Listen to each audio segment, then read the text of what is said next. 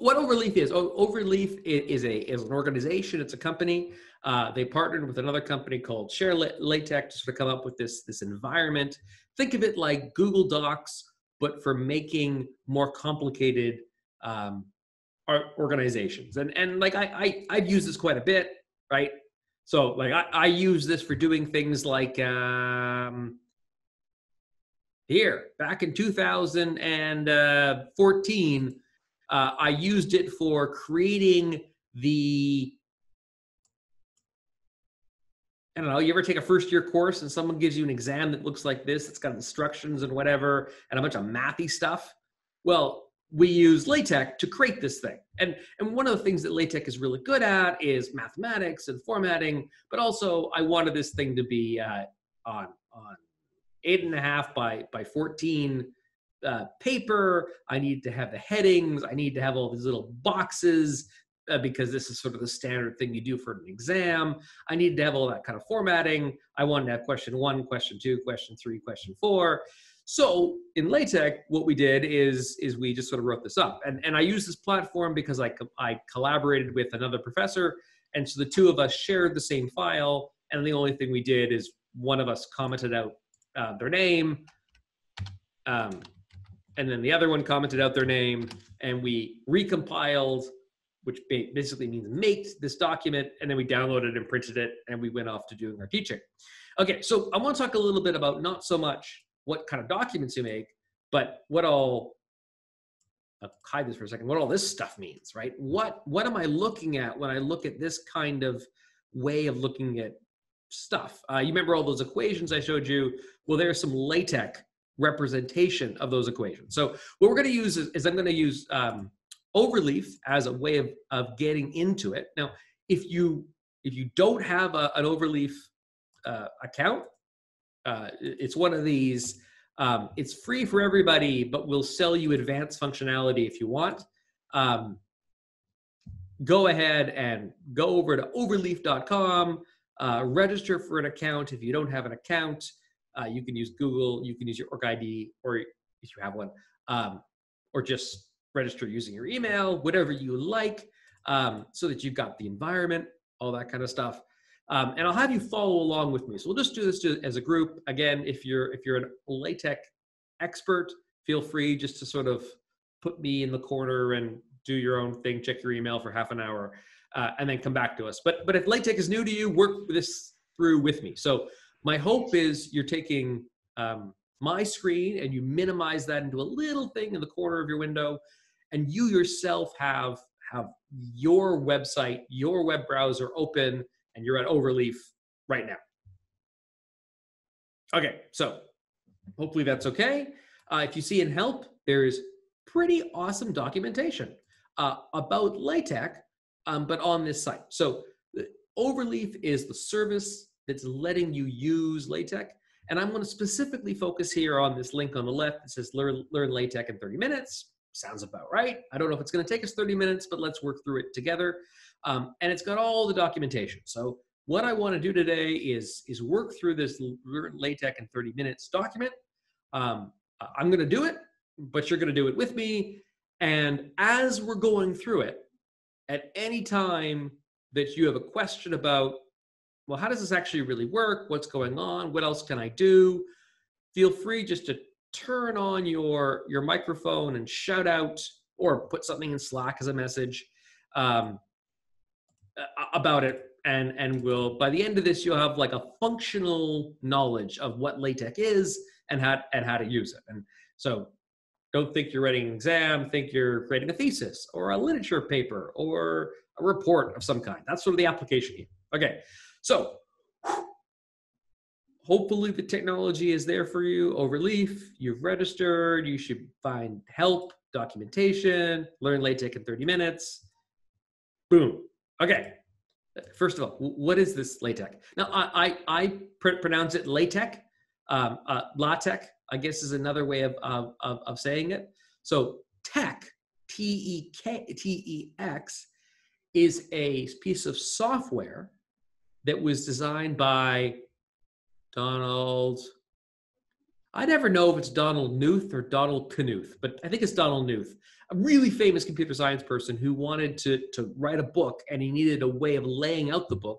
So being a computer science person, he wrote a piece of software that lays out books. And his language was called TeX, and he wrote a typesetting engine called TeX that does that. Now TeX, T-E-X, has a fairly complicated way of using it. And so sometime later, this guy named Leslie Lamport, the LA of LaTeX, or LaTeX, came along and wrote some front layer to TeX that makes it easier to create professional-looking documents.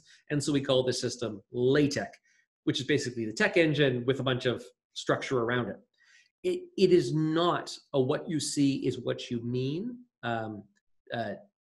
So what you see is what you get type of software. You might be familiar with the phrase WYSIWYG, WSIWYG. What you see is what you get, which is a way of formatting like you would in, say, Microsoft Word, where if you want to bold something, you hit a button and then the word is actually bolded.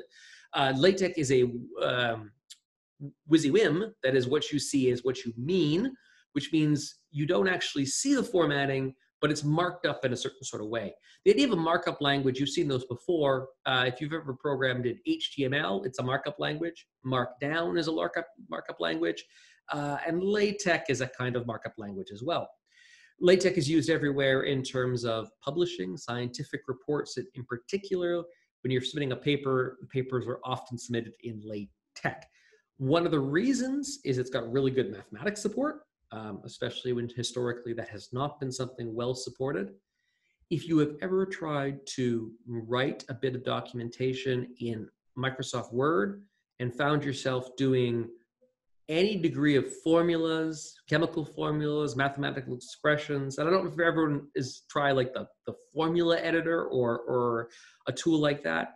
Yeah, sure, it works. But as soon as the amount of math becomes more than just a few lines, it really becomes onerous to point and click and then to edit this. In LaTeX, these things are really, really straightforward.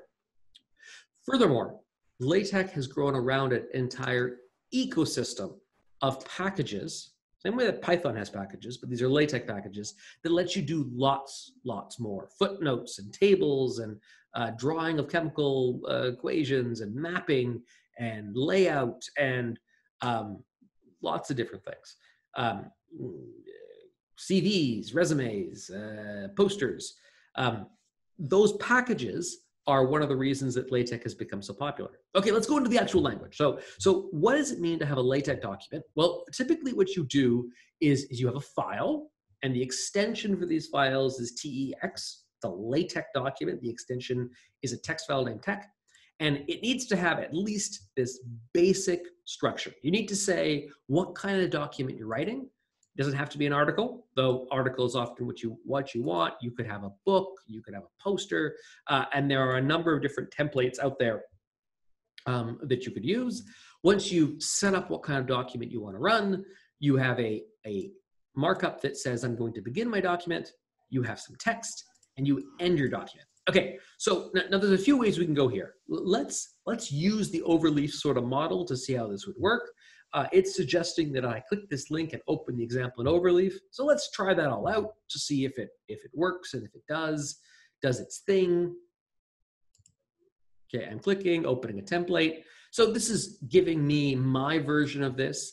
And what LaTeX is doing automatically here is it's taking this text, and then when I compile it, that is convert it from the text into its output, I'm getting what it is. So this is a default LaTeX document. So few things that jump out of you. One is the fonts have been chosen. They're part of the style of this article.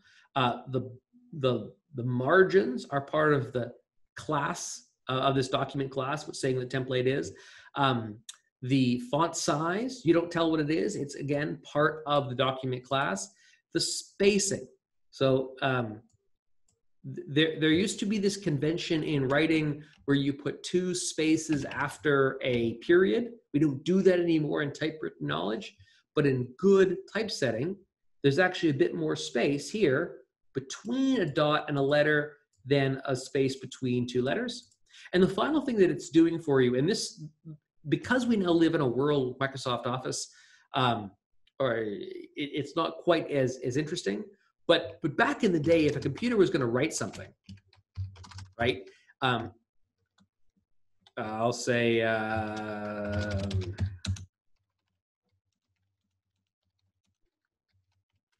can't remember what this phrase is, something like this. This is written in a way so that every letter is taking up the same amount of space all the way through. That's not how printed books look. In printed books, what happens is a sentence or a line may not be the same length, even though it may have the same character. So I'll do this for a moment. Okay, do you see how those two phrases, this phrase and this phrase, have the same number of characters, right? But they don't take up the same amount of space, okay? And that's because over here, this is what's called a fixed width font. Every character takes up the same horizontal distance. It doesn't matter what the character is. But when you're doing good typesetting, the letter I should actually take up less horizontal space than, say, the letter O. So these two lines, even though they've got the same number of characters, they take up a different amount of space. There are rules that typographers, people who do typesetting, have come up with since the invention of the printing press on how to do this. Microsoft Word now has that, but that was a feature when TeX was invented. TeX is very good at doing LaTeX. Okay, so the point is you can put here whatever you want and you can type. Okay, so there's a great, fantastic. So what do you need to have in a document? You need to have a document class, a begin, whatever you want to say, and then your end documents. And the thought is all of the formatting LaTeX takes care of on its own. So that's what I want you to understand. Now, when I go back, you see how it's just going back one more time? That's because of how the website is designed. For me, I'm using Firefox here. I'm just going to hold this down and go down 2 options down, but however you like to get back here. If you want to go up to help documentation to get back here, that's fine too. Okay, so let's just keep on going here. And again, shout out with questions if you have any comments all the way through. So what we're doing is we are running this thing and creating a document. Now, in contrast, what we can do is we can do exactly the same thing outside of Overleaf. So if I go and I use some software package I've downloaded on my local machine, I can go and I create this on my own, okay? So you typically need a text editor, Emacs, Vim, Sublime, Notepad, VS Code, whatever you like to use, and then you would run a program, and the program is PDF LaTeX, and it will produce your report. Now, finally, there are software packages like that you can download, TextWorks or TextMaker, that sort of give you an Overleaf-like environment, all with a graphical user interface. But I'm not going to focus so much about that. I do want to focus on this idea of how do I run LaTeX myself locally. Now, there's a link here in terms of see here on how to do this. And sometimes later, after this class, I may want you to go and do this to sort of figure out how to do it. I'm just going to give you the quickest sort of demo locally on my machine. Let me just clear this screen. No, let's just see clear. Okay, that's fine. Make sure learn LaTeX. You need to share a screen. You share. Okay, so we'll just go through this here. So what we said is what you need is you need a file, right? And inside of it, it needs to have some basic text.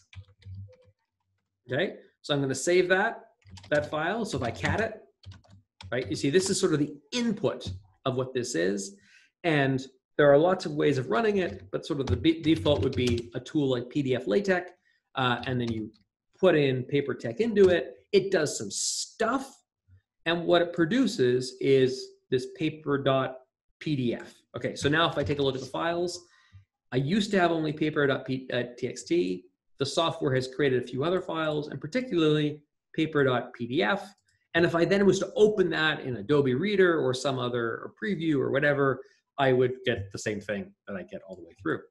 Now, if you're on a Linux system or a Mac system, and you're like, well, how do I install this? Or if you're on Windows, we want a way of running this within a terminal environment. So not right now, because the package is somewhat large, but over the next day or two, I want you to get a LaTex instance running on your machine in such a way that you can type in PDF LaTex space thing and stuff happens. If you're trying to figure out, well, how do I do that?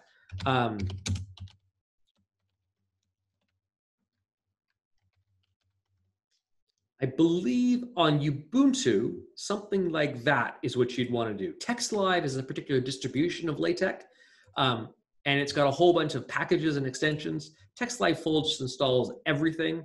It's not small. It's a few hundred sort of megabytes of data. So if you're on very limited internet, you may want to find some other way of doing it. But if you're just willing to just wait and download things, that's fine. I'll put that in just in Slack here to install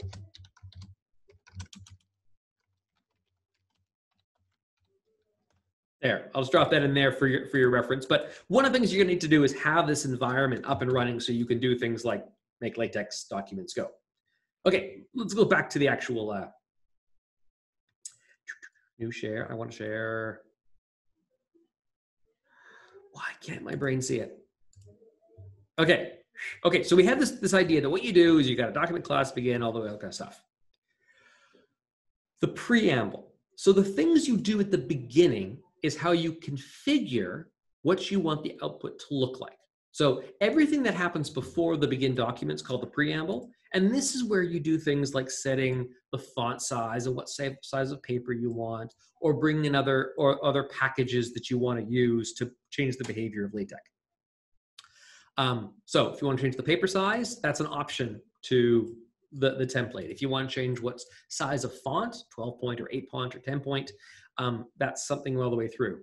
If you want to change the margins, that's something you would do in the preamble all the way through. This is setting up the configuration for what your document is, and we'll talk more about packages and all that other kind of stuff later.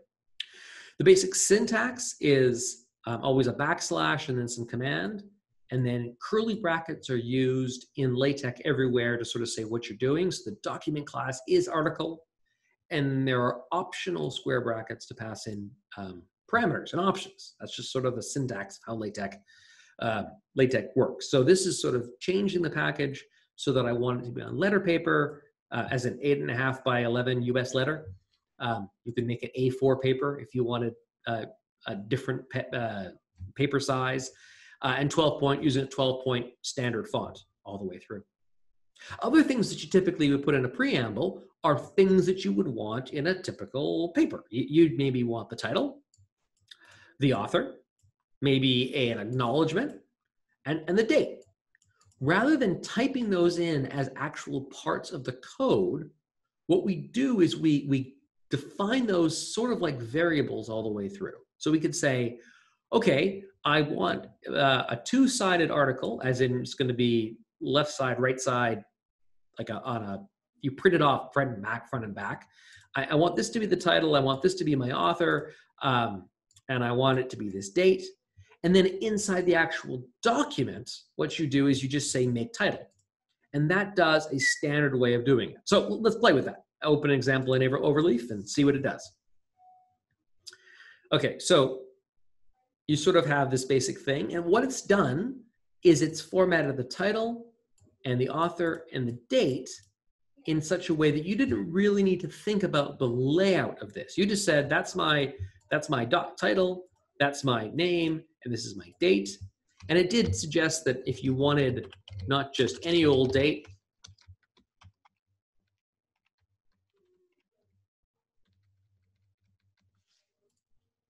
recompile that, right? It will just default to today's date all the way through. And this make title is generating that first bit, that first block. So in terms of writing reports, right, you could imagine that you're going to write an assignment for every class or a number of different tests. All this stuff is sort of very automatic and independent of how you format it. This is just saying, for an article, format this however way you like to format it, all in one go. So there we go. So we got a nice two-sided LaTeX document. We've written our first LaTeX document. Fantastic. Okay, let's go back here. We've understood how to write it. We have a title. Okay, inside LaTeX, LaTeX is not a programming language. I should be careful. Maybe it is. I don't know if you have loops. I don't know if it's like a Turing complete language or not, but it is definitely code, and code, sometimes you want comments. So say you want to just comment out a whole section of what you're writing, like it's a draft and you don't want to include it. There is the comment symbol in LaTeX is this percentage sign thing. Any line that has a percentage sign is a comment to you as the author of the code, but it does not appear in the actual document all the way through. So you'll see these percentage signs scattered all around. They just mean it's there for the writer, will not be there for the reader. Okay, formatting. The idea of LaTeX is to separate the presentation from the content, right? So you want to separate out the form from the substance of what you're writing. So rather than worrying about what an actual bold looks like, or an italics looks like, or an italic underline looks like, what we do is we mark up the text to be explicit. For like some of the greatest, and I just want greatest to be in a bold font, BF. Discoveries made in science, and I want science to be underlined, were made by bolded and italicized accident, right? That would create this line. I don't know if you ever work with tools, like I think of like WordPerfect with control characters or Microsoft Word. Sometimes you want to, you're never quite sure whether or not the space between these things is bolded, and you want to really know whether or not the next character you type is going to be bolded or not bolded. All of those things go away when you're using this kind of markdown. It's very explicit. I want the letters G through T to be bolded all the way through. Another command would be emphasis. Emphasis basically emphasizes something, but depends on what the context is. So emphasize, if it's normal text, we'll use italics. But if you're already bolding something, right? Which you're gonna get here, right? If you already italicize something and you emphasize it, well, if you're in italicized text, an emphasis would actually just be normal text. Likewise, if you're inside bold text, italicized is sufficient to emphasize it. Different packages will overwrite what it means to emphasize something. Emphasis would sort of be the concept of I want to write a piece of line and make it jump out at me, but I'm not really saying how to emphasize it. I let the style figure out how that works. LaTeX can do more than just text, right? It can also work with images. There have historically been several packages that we could use to do images, but nowadays, today, GraphicX is the go-to package that brings in the functionality to do images. So what you do is you add in this package, this thing that brings an additional functionality to LaTeX. You put this in your preamble /use package graphics, and then inside the body, what we do is we use this command, include graphics, and then curly bracket, then universe. Okay, now, so here's an interesting thing though about it, is this graphics, you'll notice there's no extension on this and there's no quotes. So this is a little bit different than Python, and it requires a little bit of thinking and understanding what's going on. So I'll jump to the example and try and explain. Okay, so here's the document I've created, right? There's no title, it just does the begin document. Here's the entire document, and this include graphics is producing this thing right here. Well, what is this thing? So by default, the graphics files are looked for in the current directory. Okay, so if I was to comment this out, okay, comment out that graphics path and recompile, it should generate an error That's what that's supposed to represent. It says file universe not found because it's looking in the main directory and it's trying to find a file called universe. It can't find one, and so it's giving you an error, right? Basically, this is the error, universe is not found. Okay. One of the options of the graphics X package is I can tell it what directory to look in for images. And so what I'm doing is I'm saying, okay, for graphics X, you can find all your images in this subdirectory. This is optional. You don't need it, but you can do it. Okay, let's take a look at the files. Do you see the extension here, JPEG? That does not appear here. Now, this gets a little bit subtle because that works, but so does that. LaTeX is doing something behind the scenes. It's looking for an image of this base name, as in the thing without the extension. And if it recognizes an image that's in any one of a number of different formats, it's able to use it.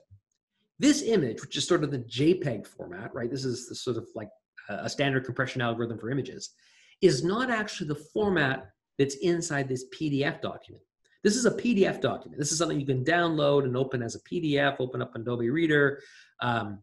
The way of encoding images in here is in a file format called PDF.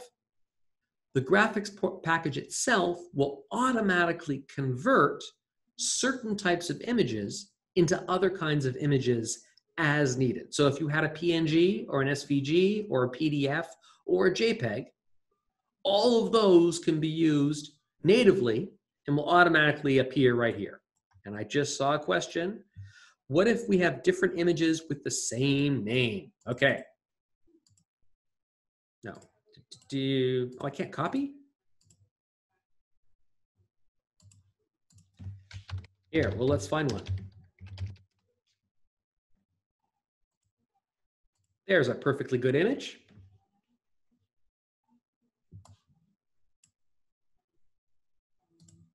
Rename universe.png. Okay, so let's do that example. No, I want to upload a file. How do I do that? How do I do this in upload, drag, drop? Okay, so for example, right? So I've now got two files. They've got the same name, but different things. So this is where we can do some experimentation. Let's recompile this thing. Haha. Okay, so what's happened is it's chosen one of them, right, all the way through. But can you see this symbol right here? Oh, that's an overflow Xbox. That's not a warning. It's not helping you. What it's doing is it's just taking the first file that it can find of that name. In terms of being more specific about it, you could always choose the particular extension if you wanted to choose one versus the other, right? But the reason they do this is because the kind of images you create out of different pieces of software may not be the kind of image that you actually want to import. There might be a conversion step, and this is hiding the details of the conversion step for you. These are two different kinds of formats of images, and when we say just universe, what can happen is under the hood, there can be a conversion into the PDF file automatically. Generally, I just would never set my project up so I had two files with the same thing. But it's just choosing one of them. It's not alphabetic. I'm not sure what the logic is. That's a good question on which one it chooses. But there you go. That's what it does. It chooses one, but not the other. Okay, let's keep on going and learn more about how to make this work. Okay, we talked about comments. We talked about formatting. We talked about images. Okay. So there's a lot of stuff in images in terms of how to make them look better. But one of the idea that's going on behind the scenes is everything in LaTeX is actually just being treated as a little rectangle. So this is an important idea on how the computer science of this project was solved. What tech fundamentally is a piece of software that's good at laying out rectangles inside of a box. That's all that tech fundamentally is. When LaTeX thinks about your document, what it thinks about is every character, the A, the S, the space, the Y, the O, the U. Imagine a bounding box, a rectangle that's the full extent of it. And all of those boxes together, stacked together, make lines. Lines stacked together to make paragraphs. An image itself is just a box. And what LaTeX is good is at positioning those boxes on the screen. If you want to do something like take an image and put a caption on it and then center that, well, that's no longer just an image. The image is the color just in the middle here, just this stuff right here. This whole idea of a centered block with a caption and a picture and a thing, this whole thing is not an image. It's a figure. And a figure, what we're doing here is we're beginning a figure, passing the option of here, which means I want it to be right here in the code as opposed to at the top of the page or the bottom of the page or on a page by itself. I'm saying to this figure I want it centered. I would like to have the figure to have some graphics in it, and I'm passing in an option here where it is 1/4 of the width of the page wide, and I'm giving it a caption, I'm giving a label. All of these components are part of figures. Whenever you have something you want to show inside of a report, you typically don't just do it include graphics. You do an include graphics, and it lives inside of a figure environment. And that gives you something that you can refer to at other parts in the document. What do you mean by refer to? This label is not something that appears in the output of what you're seeing. Okay?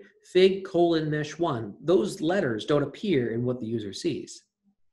But what they do is provide a reference that you can use later on in your document. So you imagine you're doing a report and you got figure 1, figure 2, figure 3, figure 4. Well, as I'm writing that report, I may end up adding a new figure in between. And that would renumber all the figures that I've got. So I don't want to have in my writing, as you see in figure 1, I don't want to type in the character 1 right in here. What I want to do is I want to have some indication that it's just the first figure. So what will happen in this particular example is whatever number has been assigned to this will get reused inside this reference. So for this particular example, figure 3, a nice plot, the 3 is being selected by the package, and 3 gets reused. And also we can look up the page number for the figure all the way through. So these things are incredibly helpful when you're writing larger documents all the way through. So again, captions are a function of figures, labels, and references all the way through. Okay. Now, here is something we should talk about a little bit. So let's first get this example and play with it. Okay, so we've got a document. Now, it's only a single page document, so there's only one figure, but you know what? Let's make this a little more interesting. Okay, so let's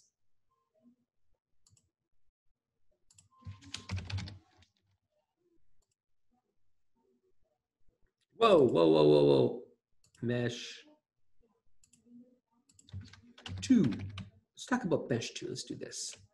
It's complaining because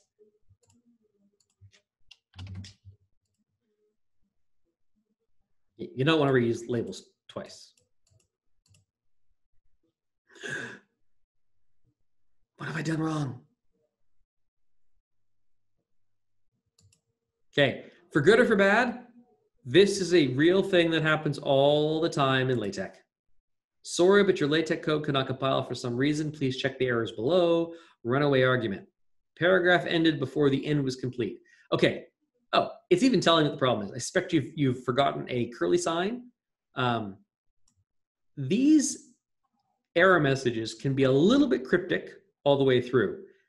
The mistake here is I don't have a curly bracket at the end. Okay, well, there we go. We fixed that. But just read, when you're seeing a whole bunch of errors, just start at the very first error, fix that error, and then recompile.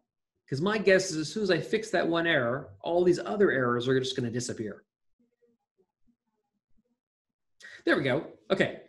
So here's my example. Is I have a plot, another nice plot, but because my label goes to mesh 2, you can see that this 2 has been automatically updated. So even though this is the second figure, it's using 2, and I didn't have to change that. Okay, let's take this. Let's take this document as a thing and get it out of LaTeX and into another environment, so you can see how this would work if you didn't have access to something like Overleaf. Okay, so let's do a couple things. Do main.txt.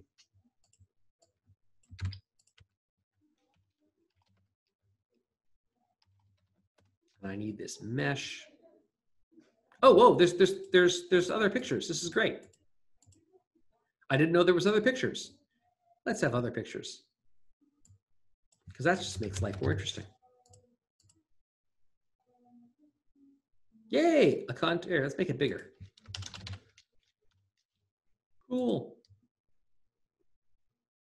There, a figure and a figure. There we go. There's a nice little cloud. Okay, let's take this thing now. I wonder, is there download? So I'm just going to take that whole package, and I'm going to download it, and I'm going to bring it down to my local computer so I can run this myself independently outside of LaTeX. I said I'll make sure I'm always showing you what I'm doing. Okay, so I'm just jumping over here. Now what you should be seeing is a terminal. Let's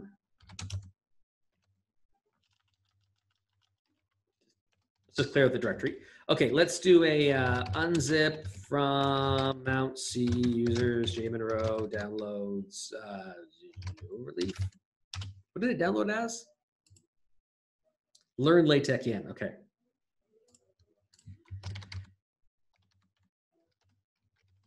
Okay, so there's the files. Okay, and we talked about how to build this thing. So if I say PDF LaTeX main.txt, okay, I want you to see that what we get here is LaTeX warning, reference, mesh 2 is undefined. Mesh 2 is undefined. There were undefined references. Labels may have changed, rerun to get cross references right. So even though we've run this file, and you can see that there now is a main.pdf. I think this will work.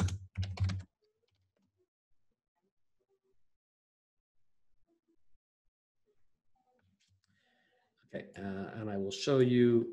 Yeah. This is good. This is good. New share. Sorry, it's because I'm in an environment here. I got to jump around a bit. So this is what I'm getting right now, and this is common. This is normal, and I want to make sure you understand what's going on.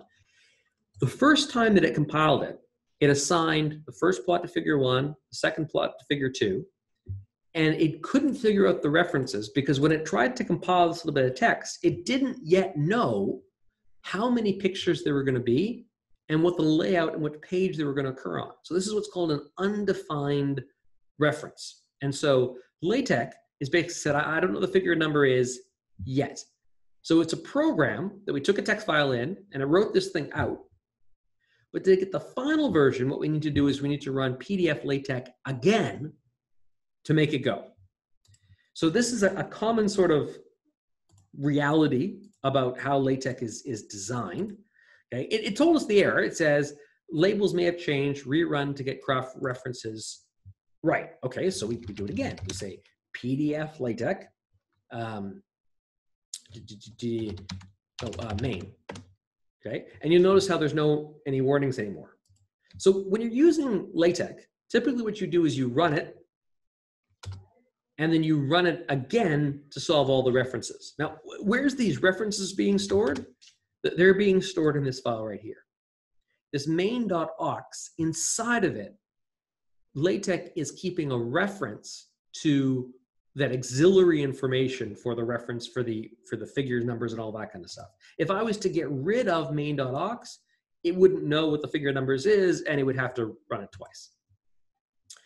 So to build a LaTeX document on the terminal requires running this at least one time, but maybe 2. If you bring in other things like bibliographies and table of contents, you actually have to run it 3 or 4 or 5 or 6 or 7 times all the way through. So it is typically nice to have a tool which calls PDF LaTeX again and again and again until there are no errors any way through. And in the LaTeX and the Tech Live distribution, there is a tool called LaTeX Make. LaTeX Make. And basically what it does, okay, is you give it a command.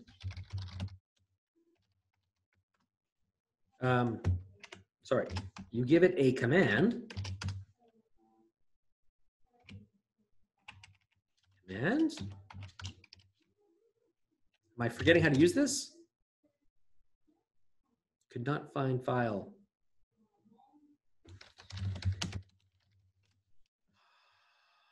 Sorry, my brain's having a drop here. But I thought I had to tell it with the...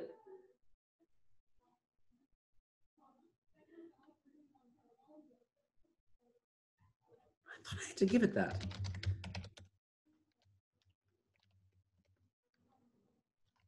No, that's not it. Okay, obviously that's something I have to look up. I will look up an example of that later on. I want to say use PDF LaTeX. Oh, I apologize. Give me a second here. I'm going to figure out why my brain's...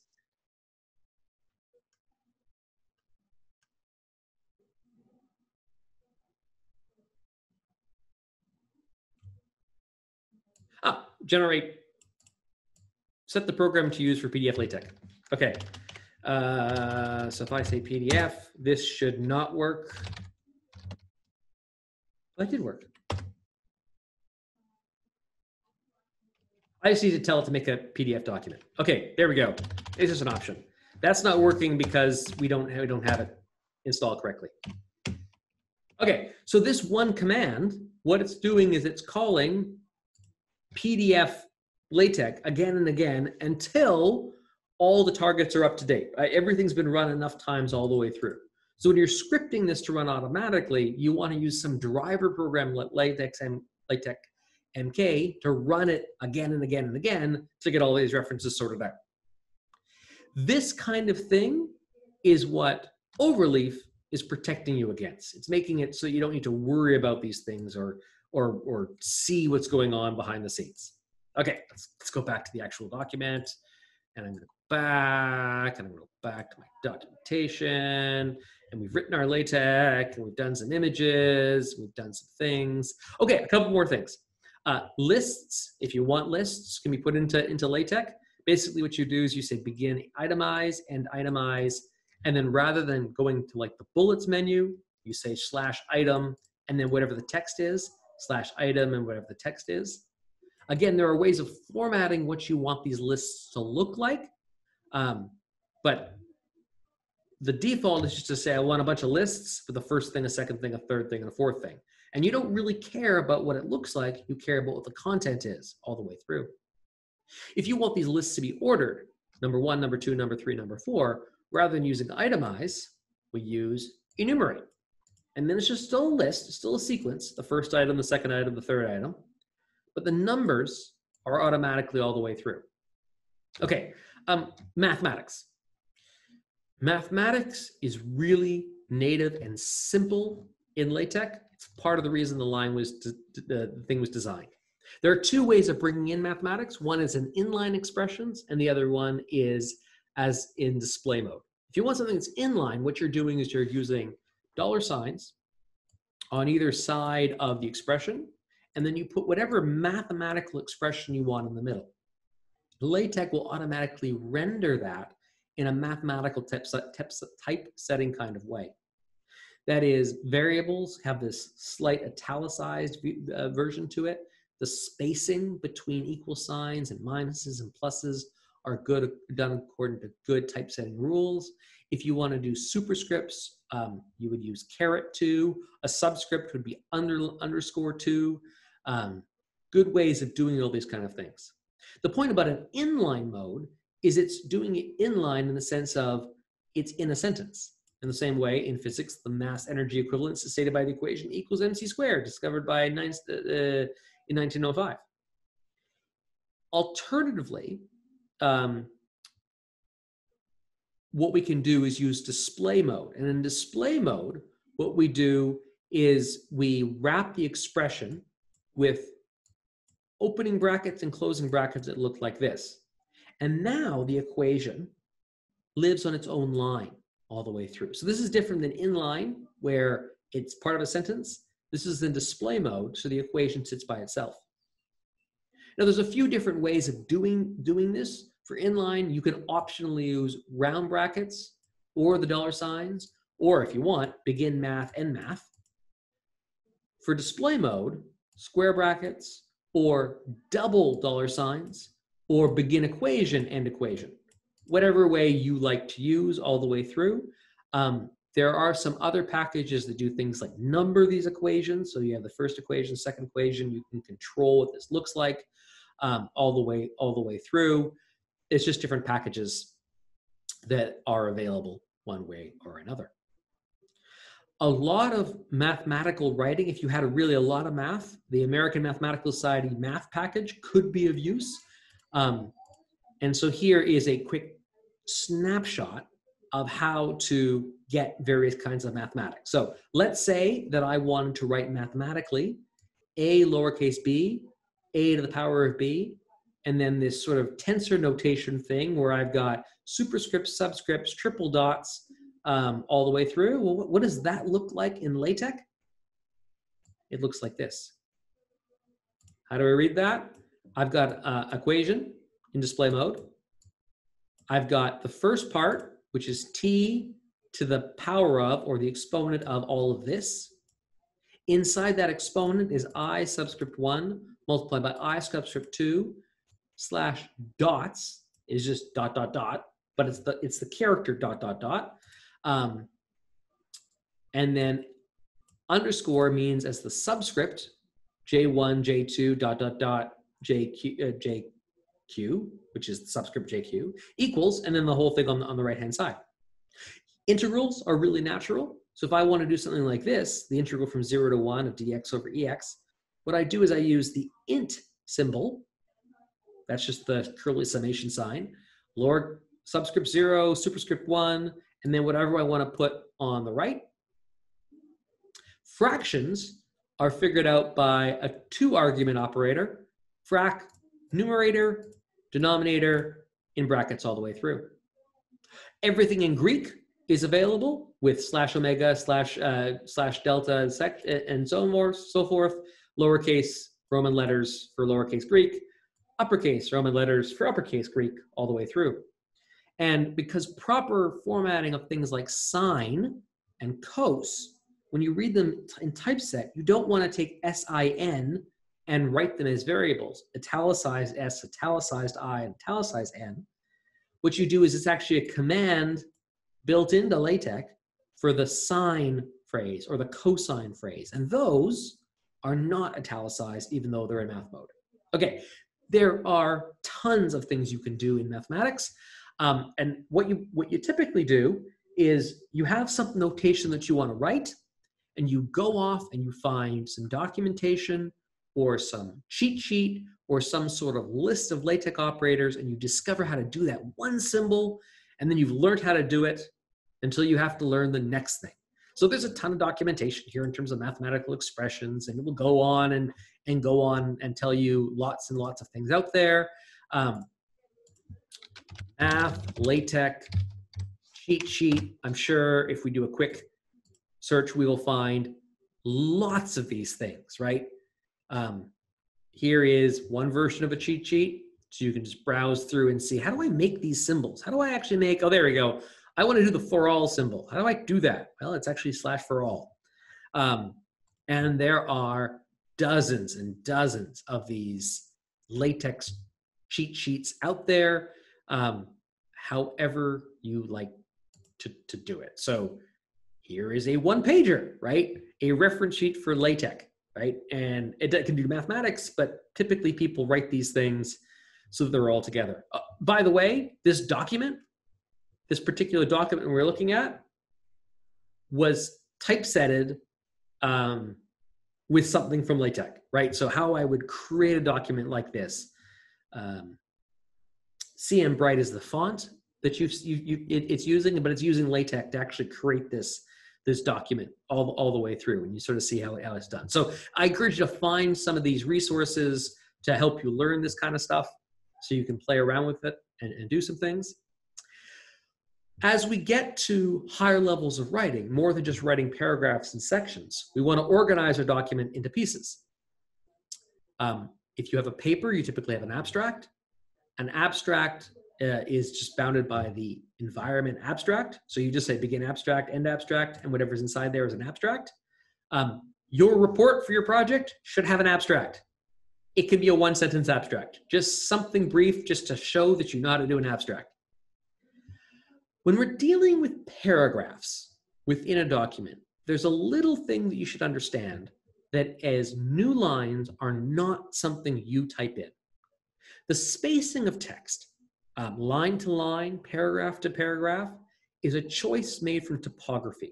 It's not something about the body or the character of what you're writing. So when I hit a return and I go from this line to this line, LaTeX does not interpret that as the new paragraph. It understands that you sometimes want to write code and you're doing it on a terminal and you want to have line by line by line by line. It just takes any adjacent pairs of lines and treats them as being part of the same paragraph. A paragraph has indentation, right? All the way through. And so it's just combining them all the way through. When I want to have a paragraph, what I actually need to have is a blank line all by itself. A blank line all by itself will indicate to LaTeX that I am beginning a new paragraph that I want to start. So paragraphs are separated by spaces. 2 enter keys to separate them all the way through. If you want to start a new line without actually starting a new paragraph, what you would typically use is either // or a new line all the way through. So you can have multiple // in a row. You could do new line, new line, new line, new line, but we don't do that. No one does that, nor should you. If you want to have some vertical spacing in your document, like I want to have a 2-inch wide strip somewhere, what we would typically use is a package to spread things out. So I showed you the example of writing up a term test for an undergraduate course, and I wanted space for the students to run it. I used a package that let me do vertical spacing all the way through. If you want to, there's other ways of setting up the spacing of how it looks like. Beyond the paragraph, we typically organize our documents into sections and subsections and chapters all the way through. If it's a book, then there's the concept of chapters. Articles don't have chapters, but they do have sections. And what you can do is you can break up your document with these section, subsection type things, and automatically LaTeX will interpret this and put in the chapter, section, subsection all the way through. Okay, I'll just jump here for a second in terms of the example. Okay, here we go. I'm using now a document class of report. If you're doing a thesis, you'd be writing a report is the class. Reports have sections and chapters and subsections. What these things are doing is it's telling this is going to be the first section, that creates the text first chapter. This creates the text introduction. This creates the text second section. And if you have a section that you don't want a number on, those are section stars all the way through. The formatting and font size of these chapter, section, and subsection layers are given within the style of what you're doing. You don't control directly what it looks like. You control what you want it to say. You let the template worry about how you want it to read out all the way through. So the advantage here is if I was to one day decide that this section more logically, right, I want to delete it and I want to put it down here, right? So I decided that really this section worked better first and then this section. The point is just by switching out the order, LaTeX has renumbered things correctly all the way through. So I don't need to worry about what actually is section 1 or section 2. I just have my content independent of the number. It's supposed to keep your attention off how things look and focused on what's actually being said or actually being written. Useful for like thesis stuff. Even though most people write theses spend way too much time on the formatting. I'm guilty of that as anybody. Okay, what do we got? Let's see if there's anything else that we really need to talk about here. Tables, right? You can do tables within LaTeX. This table idea could be relevant for you in your project if your package produces a table as output. So if you've chosen a statistical package and the visualization is a table, you may want to learn a little bit more about how to create tables in LaTeX so that table looks really good, okay? If you don't have tables in your report, don't worry about it. But if you do, worry about it. You can make these tables look better by adding in lines. So the way the notation works here is you create a table environment, you pass in the option vertical pipe C, vertical pipe C, vertical pipe C. That means I want a vertical bar, centered cell, vertical bar, centered cell, vertical bar, centered cell, vertical bar, all the way through. And if you want horizontal lines, you put an H line. So this is the horizontal line, then this row, this row, this row, then this horizontal line. This is all inside the tabular environment all the way through. And you can be more complex, right? You can create tables a little bit through. Tables are tricky in LaTeX. So there are tools that help you write tables because getting the formatting of this all right is tricky. Actually, I think there's a number of Python packages which produces output LaTeX tables because getting all the spacing of this thing correct is sort of hard to do. Let technology help you. Don't struggle too much in trying to get all these things right. Use tools that write software. Finally, we can take any element within a document, not just a figure, but a table, a section, and we can, or a caption, and we can attach a reference to it. So let's say I have a table. A table is another floating thing. I can attach a label to it, and I can refer to that label inside of my main text. I actually can do that inside of a section as well. So if I was writing some text and I had section 1, my first stuff, section 2, my second stuff, and you want to write a sentence like saying, as we saw back in section 2, you could drop a label inside, anywhere inside the section, and that would point to the section number associated with it. So you could do things like, as we saw back in section 2, without actually having to write the number 2 all the way through. Okay, once you have all these sections, say you want a table of contents, LaTeX makes that pretty easy. There's a table of contents command that just automatically takes all of the sections and produces an automatic table of contents. Your report will not have a table of contents. It's not appropriate for a paper to have a table of contents. Once you're all done, you get a PDF document. Okay, so how does this all work? You are more than welcome, if you're just learning LaTeX, to use Overleaf to do sort of the first go of your report, or use it as a way of writing your report. But I want you to take the actual source code, that is the .tex file, get it out of this environment or whatever environment you choose to use, and I want it to be the .tex file to be part of your Git repository that you're using for your project. Now, if you actually go and take a look at this, you'll see that there's a number of different functionality. And one of the things that Overleaf is offering, okay, you see this upgrade thing? These upgrades, the features and benefits, one of the things that it does, if I can find it somewhere, is it lets you connect to a Git repository. And I'm gonna draw a blank here now if I'm trying to try and find it. Did they get rid of that? They didn't get rid of it, did they?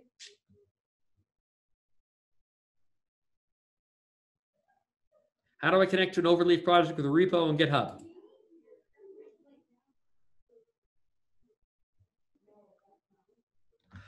So you remember how we learned about remotes when we did with GitHub? You can actually use overleaf to talk directly to GitHub all the way through. I'm not saying you have to do this. In fact, I'd be more comfortable if you just took the file and managed Git all by yourself. But if this is something you're comfortable in doing, like you understand the idea of Git cloning, you are more than welcome to use raw Git access to talk to overleaf yourself. So you can configure it. Where do they put it now? They've changed it. Go into the menu in overleaf. So let's go to a project.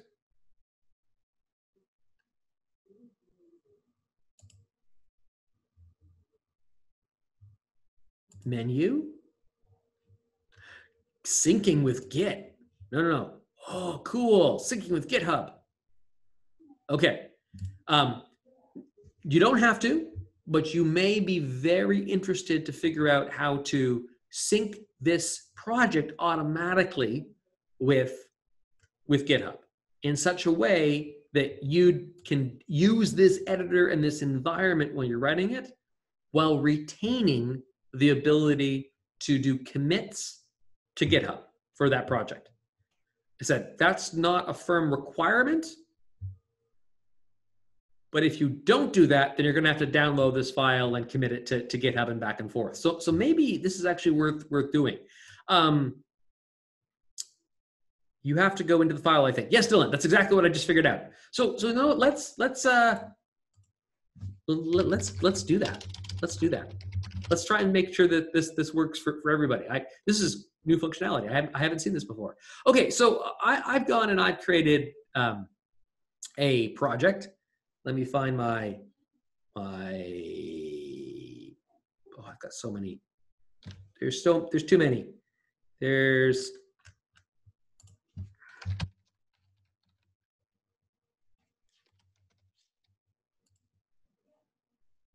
right. Okay. So there is my very boring, non-existing project at all. And I'm going to copy that link and I'm going to jump over to here. And I'm going to use overleaf and I'm going to create a new project. Import from GitHub. Oh, my GitHub credentials have expired. I'd love to reauthorize my GitHub account. This is basically saying that GitHub overleaf is going to let me connect to GitHub all the way through. This seems pretty easy. Oh, you need my password. Okay, that's cool.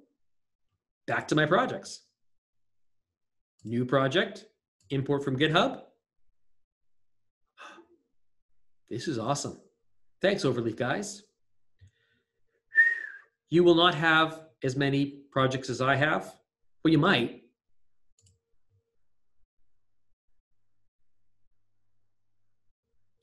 Oh, cool.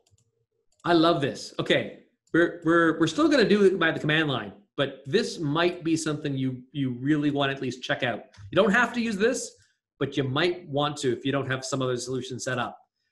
So I can create a file.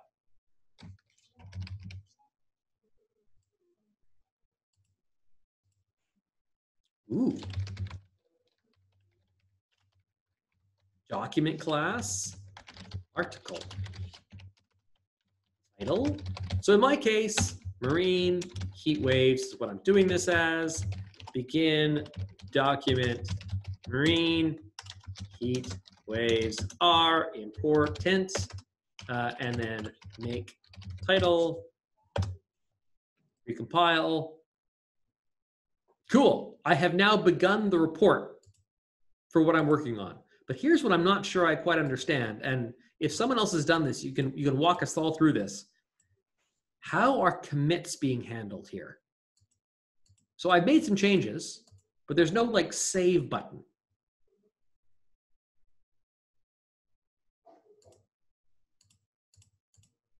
Maybe when you recompile or something?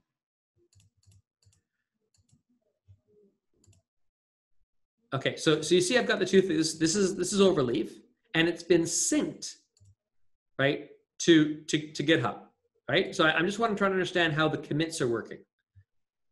So if we go over to here and I refresh, there's nothing in my GitHub repository, right? Menu, sync to GitHub.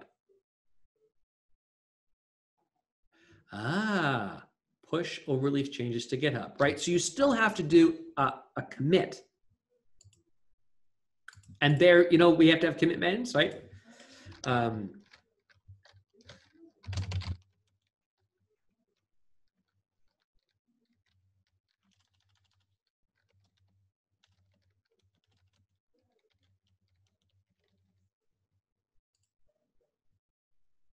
Ooh, okay, and because we've now learned how Git really works, we understand what's going on. GitHub has a copy of the repository.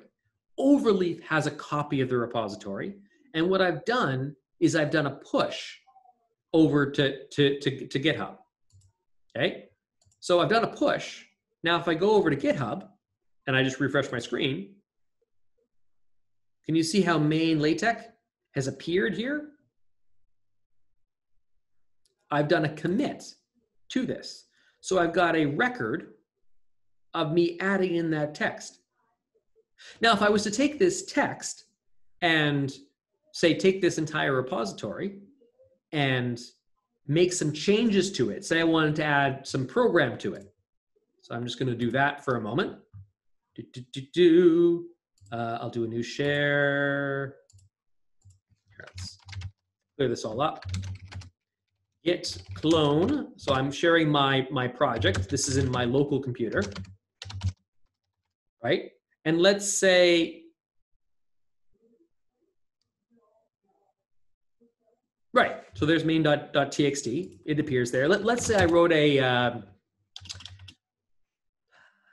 let's say I wanted to have some image inside of my thing here. So I'll make a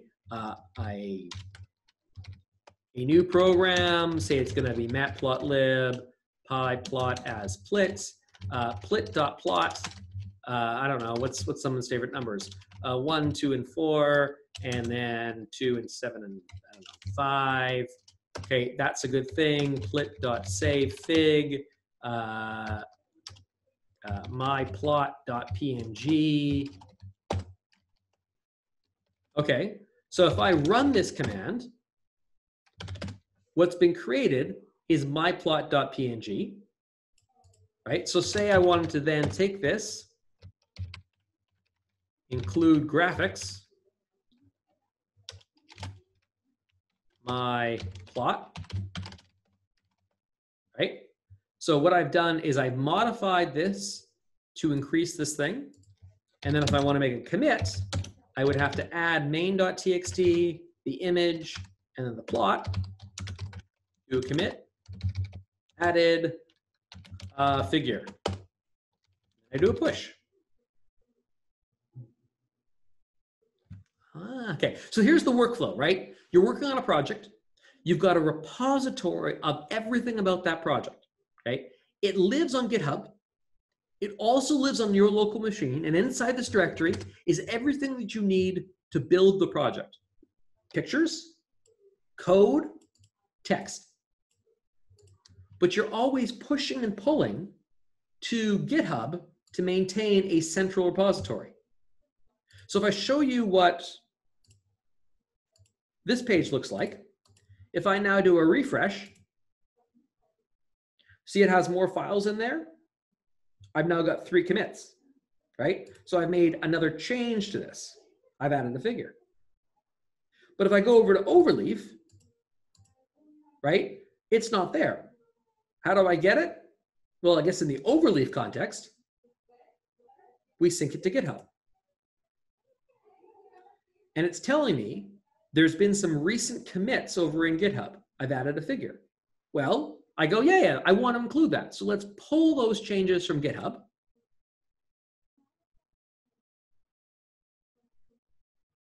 Okay, and there's been no new commits.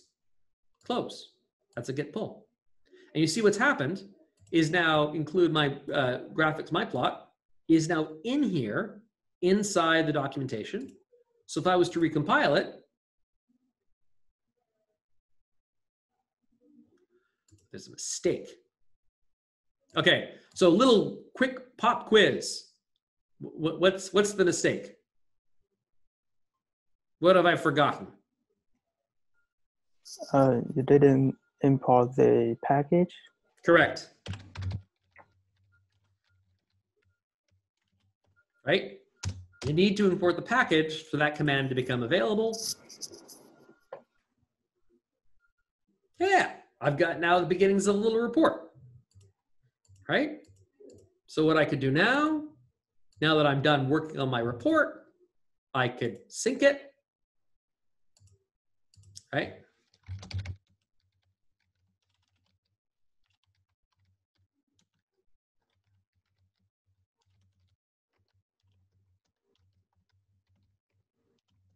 Right? Add a graphics package for LaTeX. I can commit it. Right? So I sort of made that change. And now the overleaf stuff can go away, right? And overleaf is not really where it lives. Where it lives is inside this project directory right here, right? And you can see that 17 seconds ago, I added this new one. So if I made that change, what I would do is I would go and pull it on my local machine to keep on working. So this idea of working with one project in multiple spaces is one of the reasons we went through this idea of Git and GitHub. And Overleaf is doing that actually even nicer than I thought. That's beautiful. So my suggestion is turning into a recommendation. You don't have to use Overleaf.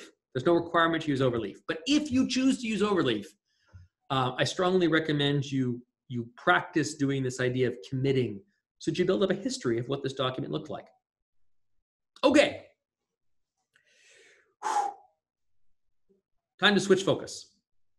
The focus now is, so we have this idea of LaTeX. I'm going to write a report. It's going to do something. Do you see how my report, as basic as it is, has a program I need to run, and I have to regenerate out a picture.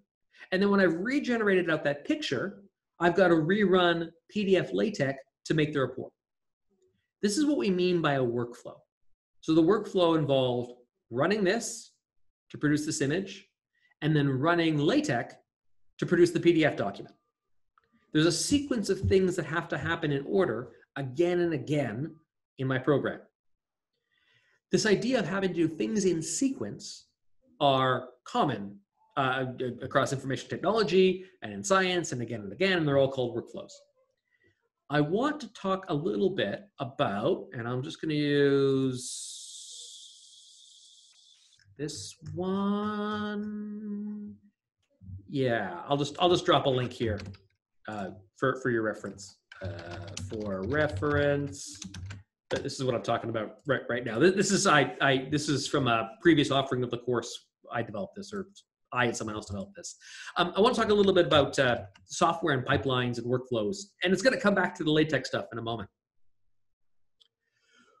Whenever we're compiling software, so as opposed to running it through an interpreter like Python, if you're compiling it, whether or not it be Fortran code or C code, what you typically have is you have a bunch of files you need to work with to make it go, to make it happen. So let's say you're dealing with a programming language like C. In the C programming language, you typically have a number of different files. So this is a file called hellofunc.c, and it has the code for a function that's called myPrintHelloMake. You don't need to know C, but it's just like a def in Python. It's defining a function that does something. This function lives in a different program, and it's being called by the main program, which is myPrintHelloMake. Someone's mic is on. I don't think you realize your mic is on, but that's okay. To make these two files link up and talk to each other, what we do is we use an include header file that defines HelloMake's functions. So myPrintHelloMake lives in this file, to have access to it in this file, we have to include a header file. And that header file is just the statement of what the function actually is. Okay, how you build this program, and if you listen to or attended the Fortran lecture, it's the same sort of thing. We need to run the source code through a compiler. And what a compiler does is it takes this function and compiles it from computer source code to machine code, basically, compiles this, and then it links the two together to create a final executable called hello make, okay? And it uses include files because it wants those to be in the local directory. So this is the sequence of things that needs to happen to make this program run. Now, this is a simple, tiny little program. In practice, the number of files can be hundreds of files. They can be spawned across different directories. You could have many, many, many, many options that you need when you're compiling something or building it. This line to type in to compile your program can end up being very, very long. Okay, I'm going to do the demo of this because I think that's better. Hopefully, it won't take me more than a moment. Summer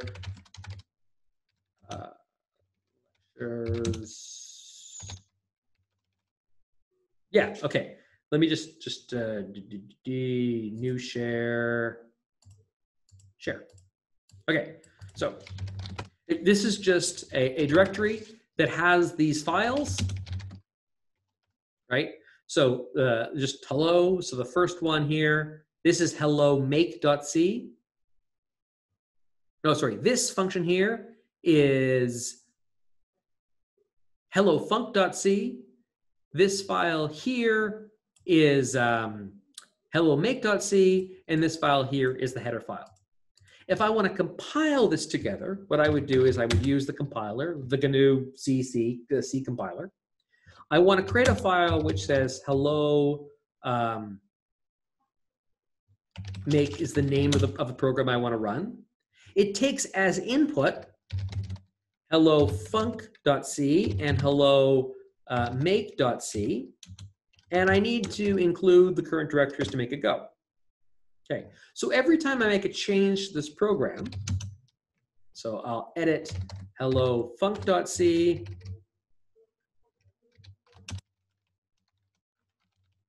right? I'll change the text. Now I have to go back and I have to run that command again, and then I can run the program. So just basic compiling of how that works. Don't worry too much about the compiling. The point is to focus on this line. Every time I want to compile this, I have to type in that entire long line.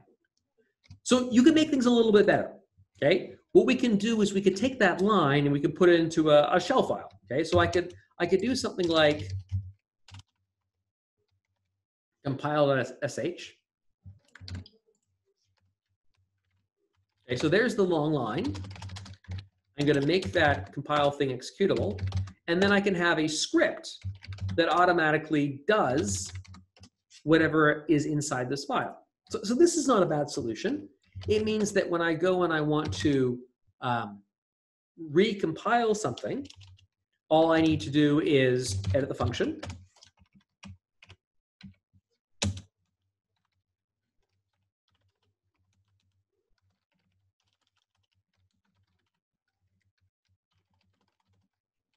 Compile it, and then I'm good to go.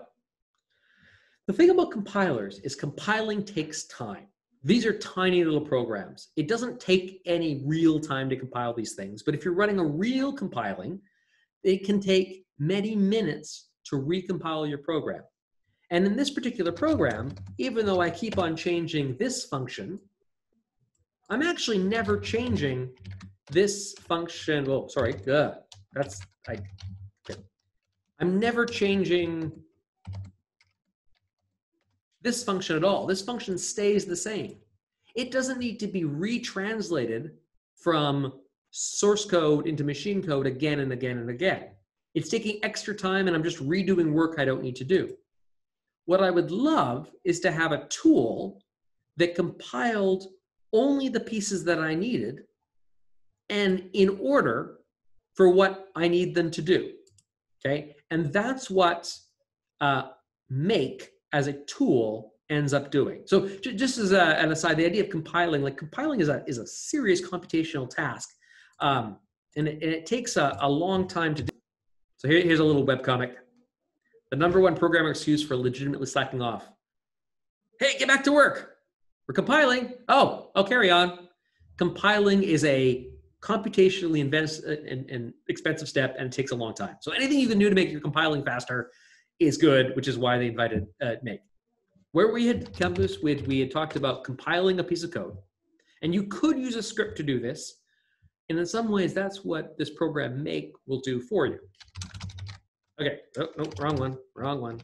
Here we go. So here's what a make file looks like.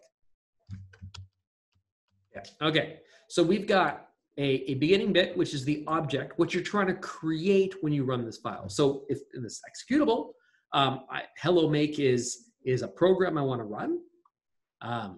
It doesn't exist yet. It depends upon the source code. This thing on the right, these are a list of the dependencies.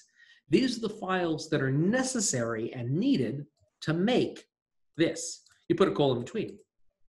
Now here is a thing about make files that I can't say is a good thing or not a good thing. You know, we talked about characters before.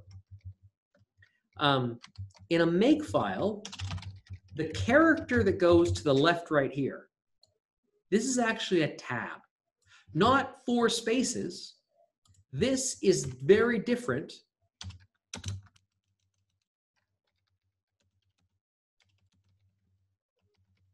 Okay, the difference between this and this is a single character, a tab character.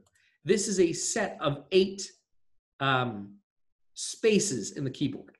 Make interprets those 2 things to be different things. Make files use tabs, actual honest to goodness tab characters. So whatever editor you use, you need an editor that when you type in the tab key, you get a tab character, as in an ASCII character relating to tab. If you're having confusion about whether or not this is working, wait, that's weird.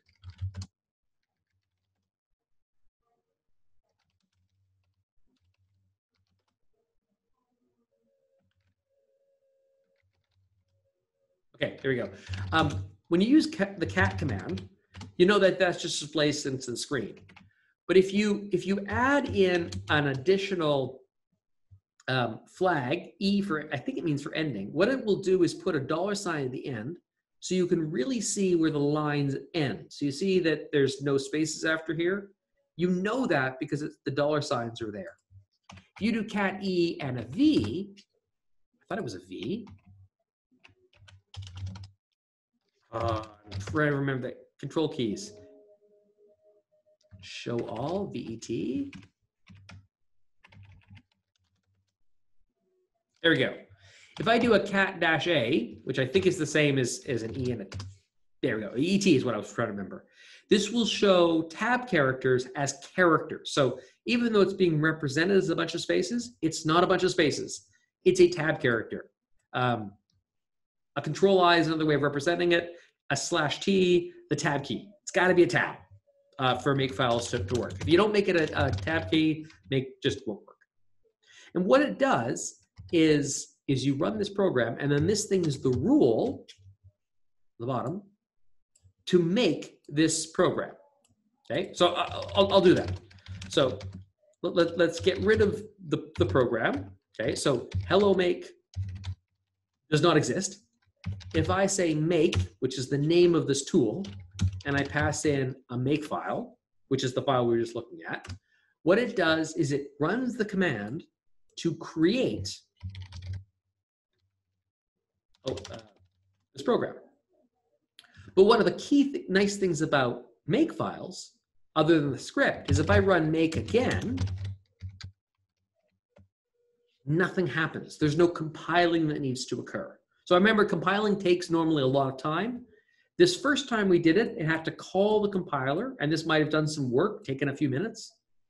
We call it again, and nothing needs to happen because all the files are up to date with respect to their dependencies all the way through. What make is doing is it's comparing the timestamps between the dependencies, this thing and this thing and this thing, or this thing and this thing, compared to the timestamp of the target. Because this file and this file were edited earlier than this file was edited, make knows that this file is up to date. If I change the edit time of one of these files, and one of the ways of doing that is to use the touch command. So if I touch a file, I better be careful here. I'm going to clean up the mistake I made. Okay, so if I touch a file, can you see that the timestamp for hellomake.c is now, because of the time zone I'm in, 18 past 10. I know that's not where you are, but where I am. It's newer than this file. When I run make, it will recompile, no, not run make. If I run make -f, make file 1, remove, let's do it again. Touch hello make.c, make -f, make file 1. It will rerun that command because this file is newer than this file. This idea of dependency tracking is what make is all about. It's only going to run those rules for files that need to be updated all the way through.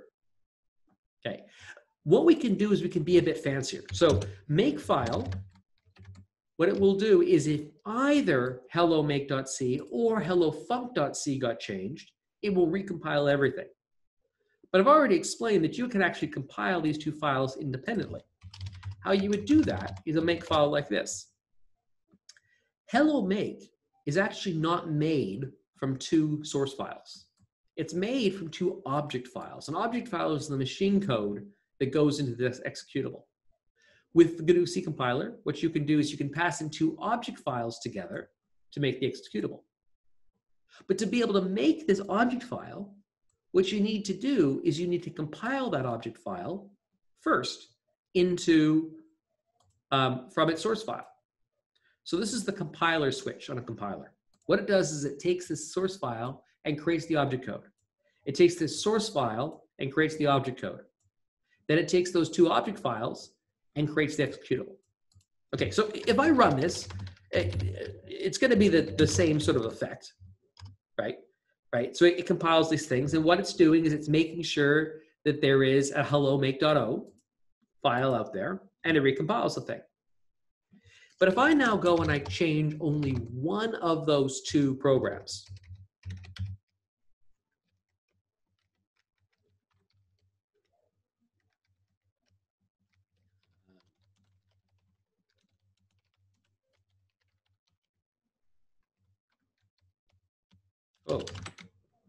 delete some. Okay, right, so if I change that and I run this make command, what it's going to do is only recompile the parts of the program that I changed. Because I changed hello func.c, we recompile hello func.c to hello func.o, and then we rebuild the program. But what did not happen was the recompiling of hello make.o. This already existed. It didn't need to be recreated, so make didn't bother rerun it. The -c option, again, is what's telling the compiler to only make this intermediate file, this .l file. We typically can make things even a little bit specialer. What we can do is we can take variables, like the name of the compiler or any flags, and we can pass those in as make variables. And so this is useful because say I want to change the compiler to a different compiler, I could change it just in one spot, and it will be changed in all these different spots. And if I wanted to change the flags, say I wanted to compile in debugging information, then I could just right away run that. Now here's a little bit of a confusion. I made a change to make file 2b, but nothing changed all the way through. So can you see that? This is the instructions on how to compile this program hello make. Okay? I changed it. I went and I edited it. I saved. right? I made a change to this file, but it's saying hello make is up to date. The reason is the make file itself is not a dependency of what's going on. Okay, so at no time here do we have this going through. So sometimes you do need to remove all those object files so to clean things up so that you can run that again. The takeaway though is options or it can be passed in as variables to make. So you can have a whole bunch of lines that almost look the same. Now, on the topic of lines that look the same, when you're compiling something, whether or not I compile this .c file to make this one, or this .c file to make this one, the rule is basically the same. It's basically to compile, to make a .o file. Here's the rule. I just need to take its corresponding .c file and run this command to it. Well, make understands that. So we talked about flags already.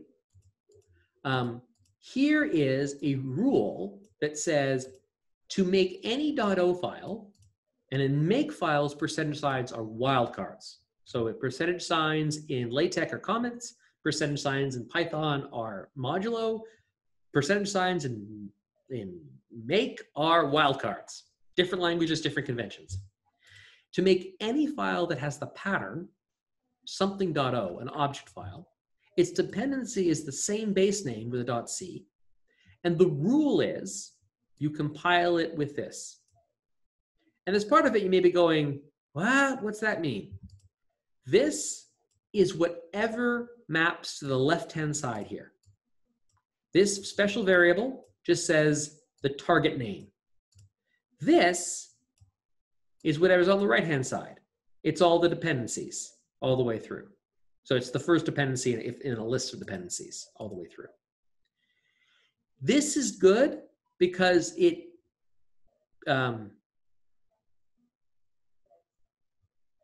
we can repeat things even a bit more. So what can I say? This is not the file that I was expecting. Okay, so this is picking up the first element out of this list. For whatever reason, this version doesn't have what I'm expecting. But maybe this hello make thing is something we also want to set as a dependency. So what I could do is I could pass that in as one of the dependencies as well. So to create any object file, it depends upon its corresponding C file and if this file has changed. This guy only brings in the first file in this list. It's a programming thing. Don't worry about that too much. Okay, so we're getting the idea that a make file is a sequence of rules that tells you how to base this based on these intermediate files. These intermediate files are created using .c files all the way through. Oh, okay, I'll save on the right. And so I can say make file 3. Hello makes up to date.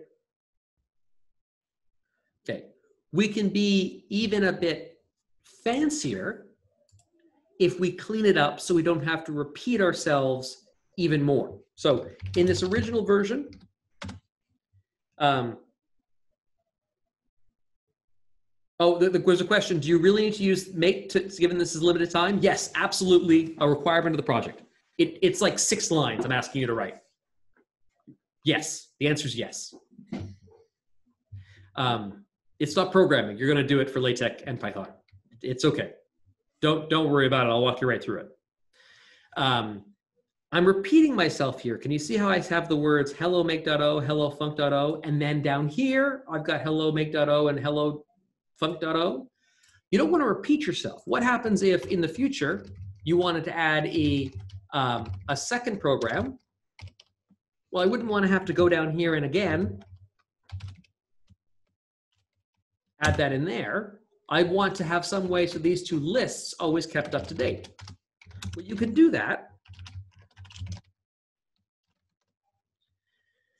by having a list of all the dependencies put into a variable called, say, objects.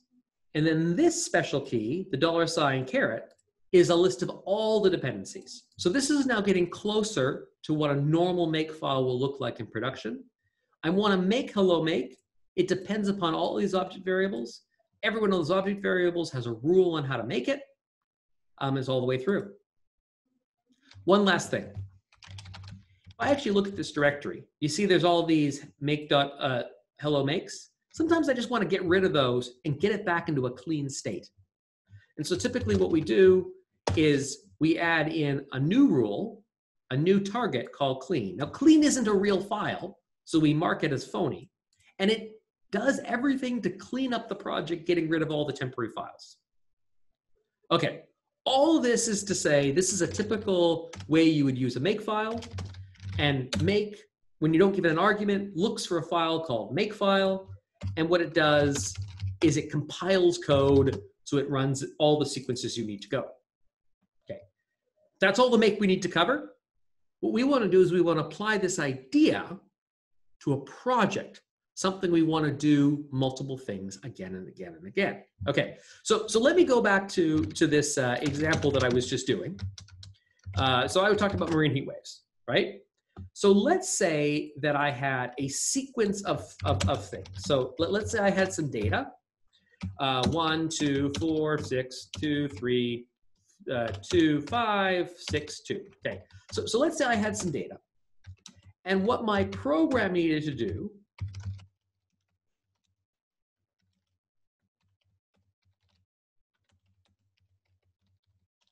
load txt data.txt.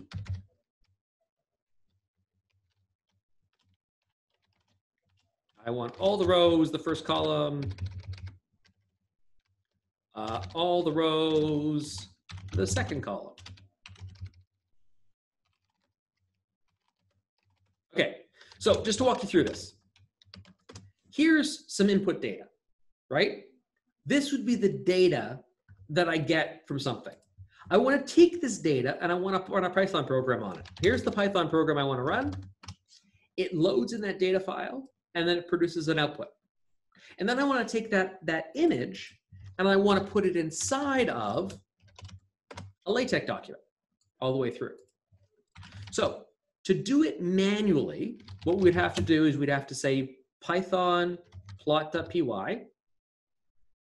What that did is it updated my plot.png.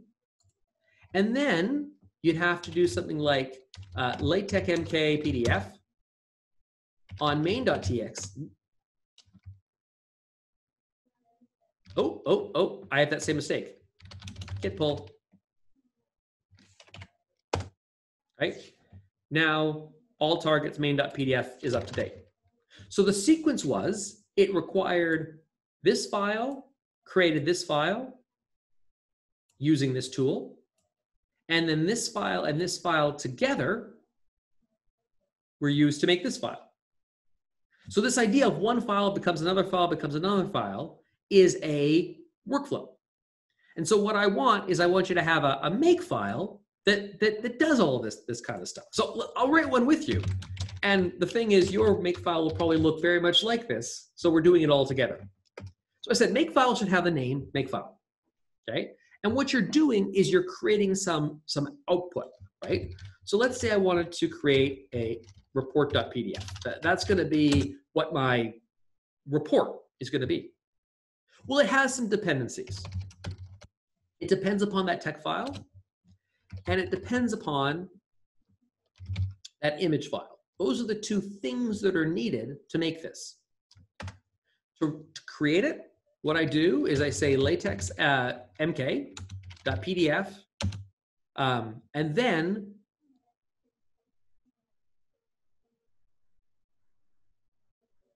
well, I want to make sure I pass in that first argument all the way through. So this is a rule that will take that first argument, and if this file changes or this file changes, this report will get regenerated. Okay, so let's test that out. If I say make, nothing happens because all targets are up to date. You know what? I'm going to rename something. I'm going to rename main.txt to report.txt.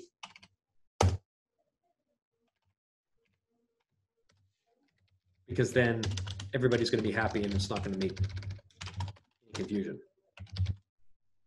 Yeah, there you go. So I type in make. Make is up to date. So what I've done is I've written a make file that if I make any changes to this program, this file, this gets automatically rerun. So once that's set up, you just say make, and it's done. Likewise, if there's any changes to this myplot program, so if I was to run Python plot.py, this program creates a new version of myplot.png. So if I run make, it will rebuild the program altogether. And so I'll have a fresh new copy of report.py. And if I run, now why is that being triggered?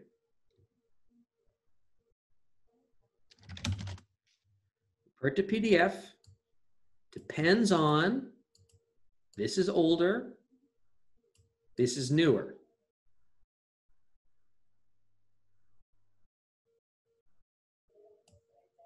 I'm not entirely sure I understand.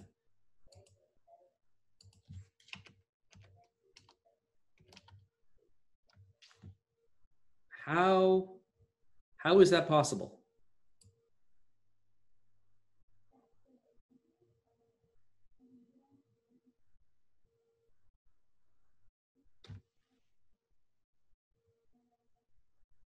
I'm not entirely sure. I think what's happening is like mech is making it so that I'm not running this program. I'm going to change that a little bit. Let's ensure that it's doing.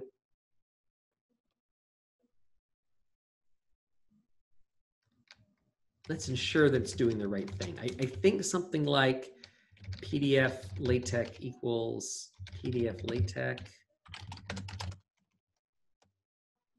No, that didn't change anything.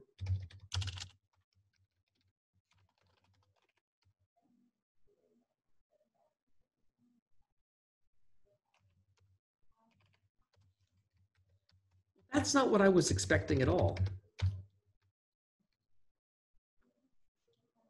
Yes, a make file is still needed, for sure, because it's more than just the PDF document, okay? So this is just one step in what's going on. But let me show you the next step. So in terms of the workflow, let's change the data, okay? Let's say I take this and I was to take this data and I was to find more data, right? So now I have a longer file. If I go and I just run make, then the file doesn't get rechanged because myplot.png hasn't been updated. I have to first run a Python program to update myplot.png. So how would I do that in terms of the make file? I would add in another rule that says myplot.png depends upon data.txt. It also depends upon plot.py. So the rule to make this is Python plot.py, right? This is a program, a rule to update this script, right? So what would happen is if I was to change the data, so let's change this 3 to a 5.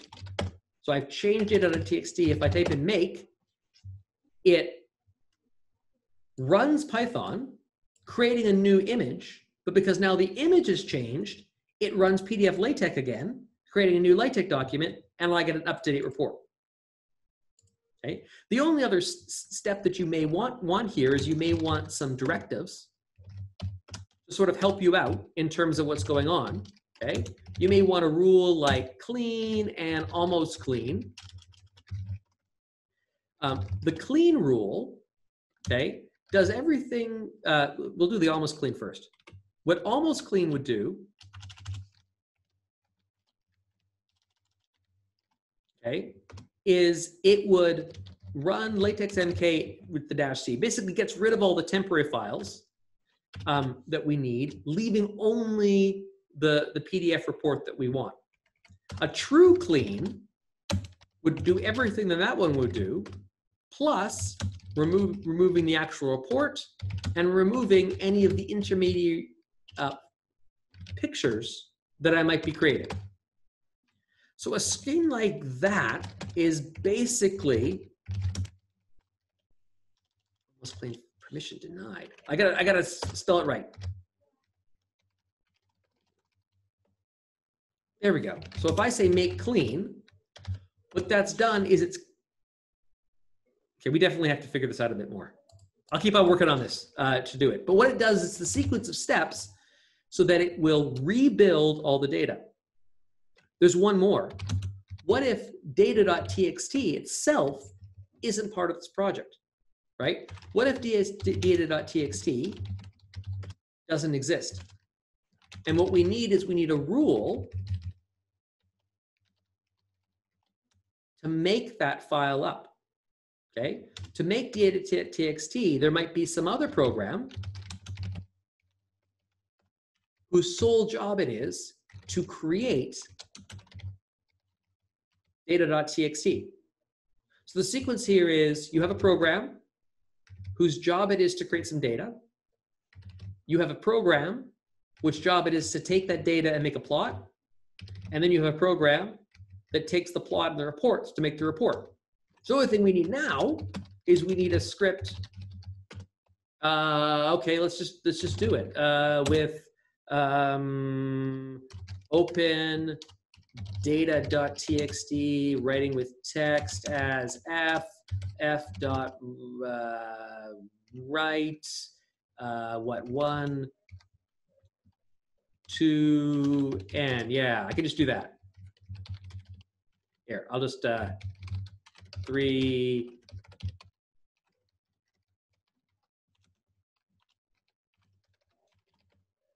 There, that'll work. So if I just say make data, that creates a data.txt file.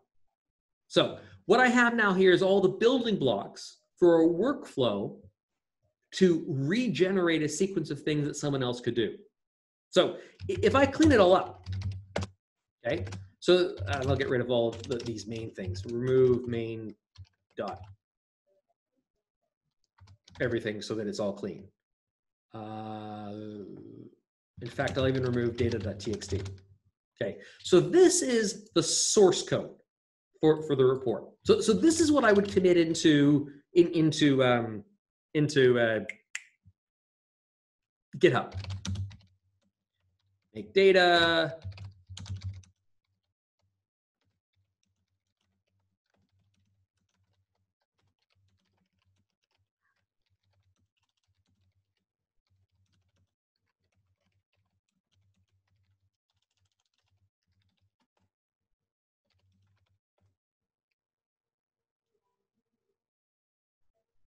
Okay, so here's the takeaway. The idea of this work chain and make is really not that much. Right? I've just now done it for all of you, basically, but I want to make sure you understand what's going on. It's defining a workflow or a sequence of steps of what needs to happen. So if you were to come and take this repository, so if you were to just, just blow away this repository entirely, remove RF, it's gone. I deleted the whole thing. If I was to go back and clone this again, of course, it'd be nice if I found it. Okay. Downloading a fresh copy of that repository. Inside here is her.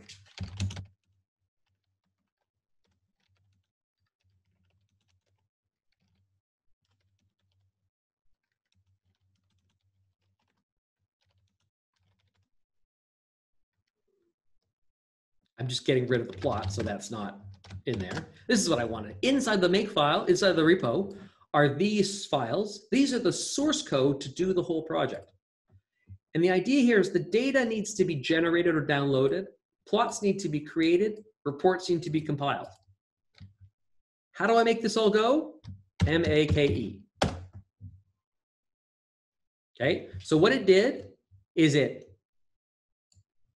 created the data, created any of the plots, created the report, And so now what I have in here is my report, report.pf.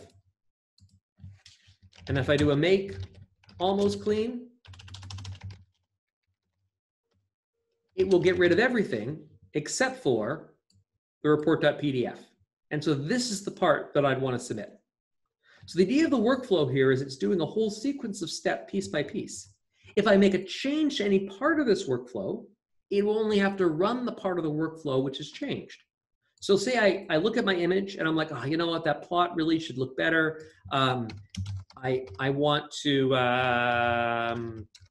put an x-axis label on things. I want to put a y label axis on things. Okay, so I've changed this program. What is the command I want to type in to rebuild my entire report with this updated plot? It's just simply make. And you see what it did is it reran the plot, but it did not rerun the make data because the data was already up to date. Since we changed the plot, we reran all of the parts. Overleaf is only able to do this last bit, what LaTex MK is doing. It's not able to do the driving of getting data, running Python scripts, and all your sequence. I want you to try this. I want you to experiment with it, look at it, try and understand how this would work to building your own workflow. It's all coming back to the idea of reproducibility. I did not have to explain to someone how to run my get data routine. I did not have to explain to someone what fonts, what images need to be created. All I need to say is have a README that says,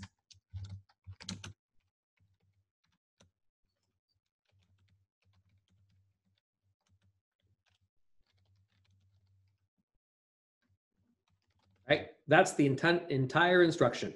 Run make to build the project report. Right, so now I can add README, git add plot. Those aren't being tracked. I can do a commit.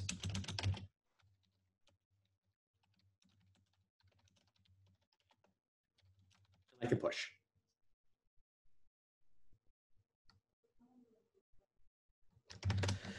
So typically, so typically you want a way of going back to a clean slate so that there's nothing except for the files, so that when you do a make clean, that should put the repository in a state where there are no untracked file and there's no changes. So this is somewhere where I have to make a decision, right? So now make clean doesn't delete data.txt. It's still here. I've got to make a choice. I either can modify my make clean so that it deletes data.txt. And if you're testing this and you don't know if your downloading's working and you want to do it, that might be great. However, this data.txt might be an expensive operation. It might take like 45 minutes or an hour and a half to generate this data.txt, and you wouldn't want to download it again and again and again. If that's the case, then maybe you do want to include this in source control. But I still want the ability to recreate the input data from wherever you got it from, a program that makes the data, or a third-party download through an API, or a curl, or a wget, or whatever. There should be some program that does that. So just to bring this back to, say, assignment 7, which we'll talk about now, there was that Argo data, right? The Argo data was a file you had to download. Well, if you were writing a make file for that, what you would do is you would create a target. Okay, that's the target. What was the command that made that file?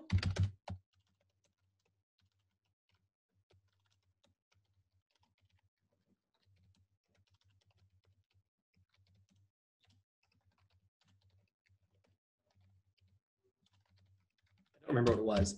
This command would generate argodata.csv, assuming that you had where it was. So what you could do is you could run make and then this whole sequence would run and only run the lines that you need to reproduce what you're doing.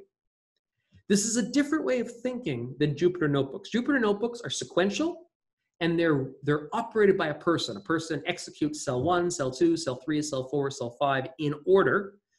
And Jupyter Notebooks don't have an ability to skip a cell if they don't need them to be run. What a makefile is doing is only running the lines of this program that need to be run. So in particular, I just added this in, right? And I run make, and there's no errors, even though that URL is garbage, right? Why? Because Argo data.csv is not needed by any other part. So make didn't bother to execute this line of code.